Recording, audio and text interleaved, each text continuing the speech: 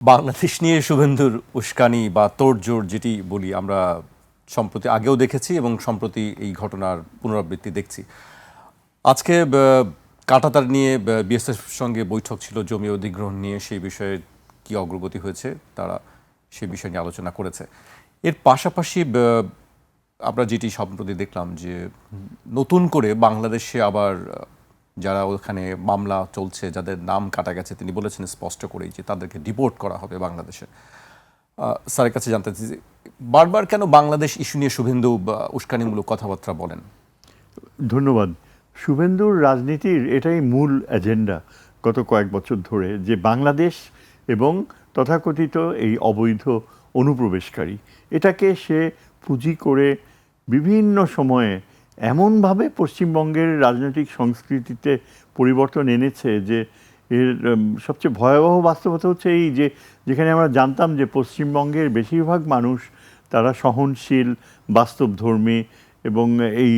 মুসলিম সম্প্রদায়ের সাথে তাদের একটা আত্মার সম্পর্কও রয়েছে, এরকমও আমরা অনেকে বলেছি, সেই বাস্তবতাটাকে শুভেন্দু একেবারে ডিস্টর্ট করে এমন পর্যায়ে নিয়ে গিয়েছে যেন অ্যাজ ইফ মানুষ এখন গোয়েবলসের মিথ্যাচারের মতো এই ব্যাপক হিন্দু জনগোষ্ঠী তার ধারণার প্রতি সহনশীল হয়ে গিয়েছে। এবং শুভেন্দু, আমরা আশা করেছিলাম যে চিফ মিনিস্টার হওয়ার 2-3 দিনের ভিতরেই কিন্তু সে একটা আভাস দিয়েছিল যে কোনো রকমের বিশৃঙ্খলা বা কোনো রকমের আইনের প্রতি অসম্মান এগুলো সে মেনে নেবে না, এবং সে খুব শিগগিরই তার এই যে সেক্রেটারিয়েটে যে মিটিংয়ের মাধ্যমে তিনি ঘোষণা দেবেন। এবং আমরা সবাই ভেবেছি যে মুসলিমরা আর ডিস্টার্বড হবে না, কিন্তু ইদানিং এই যে বিএসএফকে জমি দিয়ে দেওয়া এবং খুব দ্রুত গতিতে যে ফেন্সিং করা, এগুলোকে পুঁজি হিসাবে ব্যবহার করে সে দেখতে পাচ্ছে যে ব্যাপকভাবে যেসব লোক আপনি যাদের মেনশন করলেন আইনের প্রক্রিয়ায় যারা নিষ্কৃতি পেল না, তাদেরকে জোর করে বাংলাদেশে পুষি না। মানে এটা তো আন্তর্জাতিক আইনের একটা বড় ধরনের লঙ্ঘন, এবং এটা যে কত বড় লঙ্ঘন তার প্রমাণ আমরা দেখতে পেয়েছি গত কয়েকদিনে নরওয়েতে, যে একটা বড় রকমের মানে বিশ্বব্যাপী আলোচনা শুরু হয়েছে। সে ভারতীয় ঊর্ধ্বতম একজন কূটনীতিক, যে সেক্রেটারি ওয়েস্ট,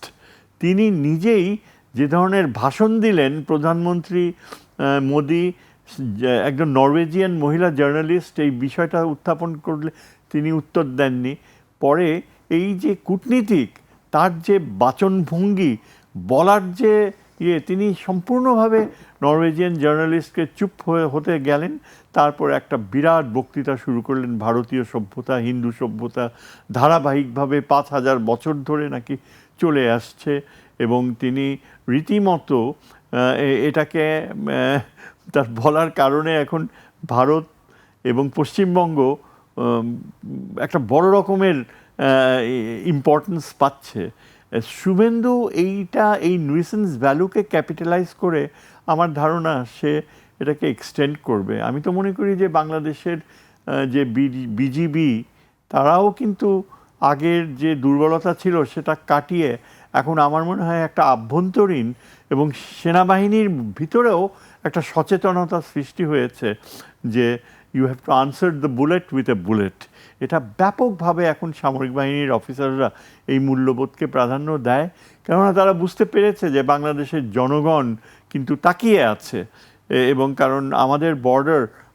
রক্ষার পেছনে যে বিজেপি কাজ করছে তার মূল চালিকা শক্তি হচ্ছে সেনাবাহিনী। সেনাবাহিনীর অফিসাররাই কমান্ড করে, এবং আমরা দেখতে চাই, আমার মনে হয় ব্যাপকভাবে মানুষ দেখতে চায় যে শুভেন্দু যদি এই প্রক্রিয়াকে মনে করে যে ক্যাপিটালাইজ করবে, এখন আন্তর্জাতিক আইনের প্রতি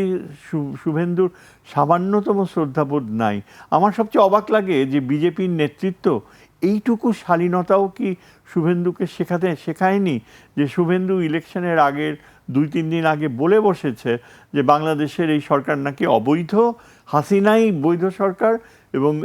সে ওই যে আমাদের কি এয়ারপোর্টে, ঢাকার এয়ারপোর্টে নামার পর তাকে স্যালিউট দিয়ে হাসিনাকে রিসিভ করে। একজন চিফ মিনিস্টার এই অবস্থানে এখনও কন্টিনিউ করছে, তাতে বোঝাই যায় যে পশ্চিমবাংলার সাথে বাংলাদেশের সম্পর্ককে একেবারেই ধুলোয় মিশিয়ে দিতে পারে সে, এবং পশ্চিমবঙ্গের অর্থনীতি, কলকাতার অর্থনীতি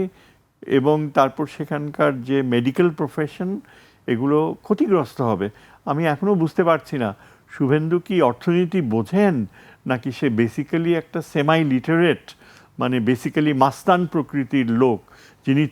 তৃণমূল থেকে বের হয়ে এসে এখন